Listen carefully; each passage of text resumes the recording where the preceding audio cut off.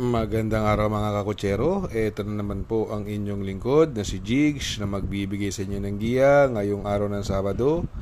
Ngayon po, meron po tayong 7 well balanced races at yung start time po natin ay alas 4 ng hapon. Uulitin ko po itong aking giya ay purely review and analysis ko lamang at walang halong information.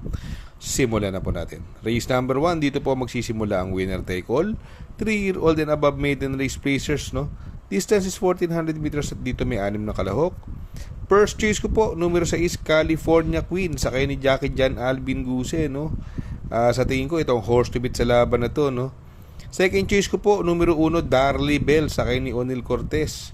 Ito, last run po nito, tersero po dumating, no? Si Darley Bell. Very consistent naman po ang kabayong ito sa kanyang mga takbuhan, no? Sa tingin ko ito ay mahigpit na makakalaban. Kaya dito po sa race number 1, pili ko po numero 6, California Queen, panigundo numero 1, Darley Bell. Sa race number 2, dito po magsisimula ang pick 6. 3-year-old and above maiden race placers. Distance is another 1400 meters. Meron po tayong 6 na kalahok.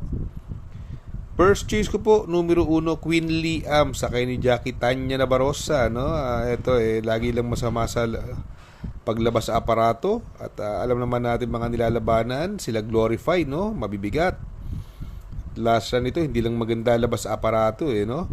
Ang tingin ko magbibigay ng magandang laban, pwedeng pang protection, numero 4, Hiroshi, tersero po last run to, sakay ni Jackie Uno Hernandez, another imported horse, no?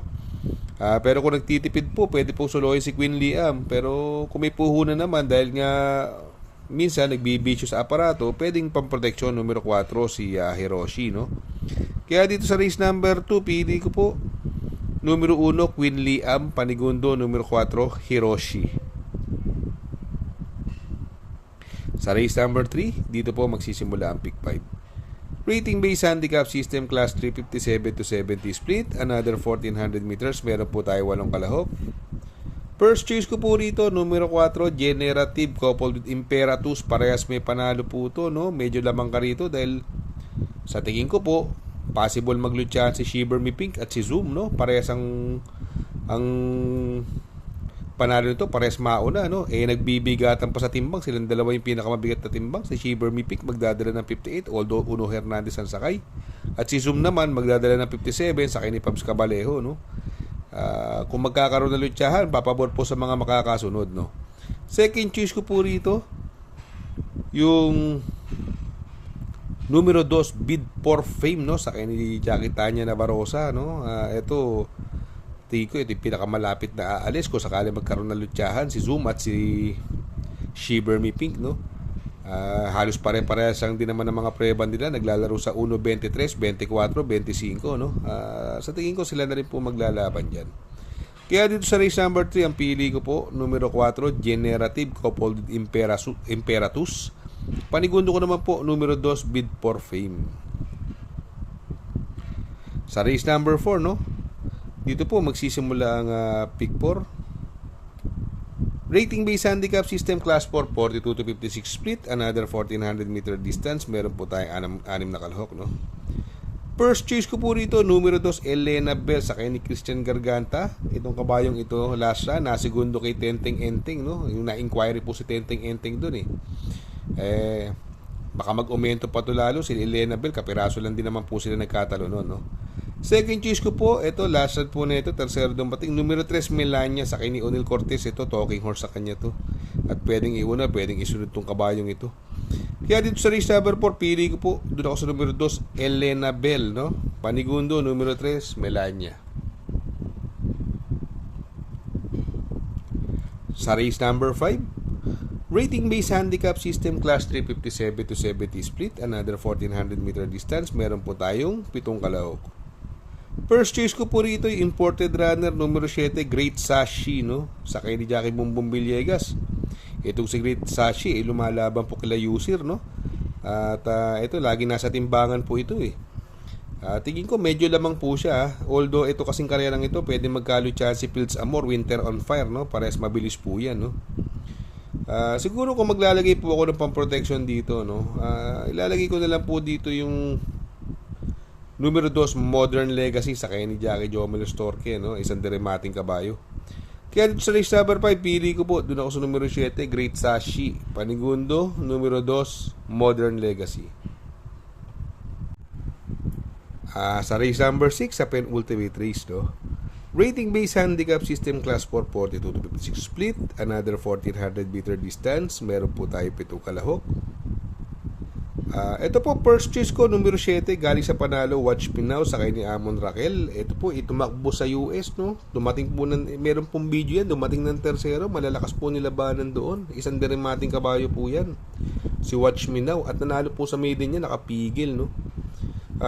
Ako, magpo-protection lang po ako, yung numero 3, si Circle of Love, no? Ito kasi tingin ko, itong mauna, solo ere, baka mamaya makabuo, manibago si Watch Me Now. Makabuo naman si Circle of Love sa kay ni Jeffrey Makaykay. Ito naman magaling pag nauuna, no?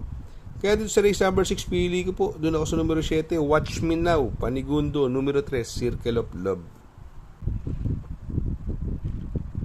Sa race number 7, no? Last and final race, rating based handicap system class 4, 42 to 56 split. Another 1400 meter distance. Meron po tayong 7 kalahok. First choice ko po rito, yung galing sa panalong numero 6, Obladi Oblada. Sa kanya niya, Jackie Amon Raquel. Etong si Obladi Oblada, impresibo po ang kanyang panalo, banderan tapos. Although may napapabalita na may may konting hagok daw ito pero gabi naman, tingin ko pwede makabuo ng eri ito, no? Second choice ko po, yung another imported horse, numero 4, Frosty Raven, sakay ni O'Neal Cortez, no? Ito tingin ko maigpit na makakalaban. Kaya dito sa race number 7, pili ko po, doon ako sa numero 6, Obladi Oblada. Panigundo ko na ba po, numero 4, Frosty Raven. Mega shout out, no?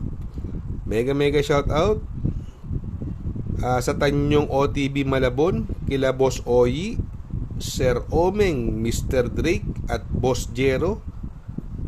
Mega shoutout po from Sir Orly Tagumpay. Shoutout nga pala kay Sir Pax ng Barkadahan OTV. Located po siya sa 1139 New Antipolo Street, Corner Vargas. Malapit lang po sa Abad Santos, yung bagong ginawang tulay. Very convenient and attentive po ang mga tao. Pwede po kayong mag-EB at party while betting on racing. Good luck mga kakutsero. Sana po matapat ang ating giya at yung mga nakasunod. Sana po ay magsitama po kayo.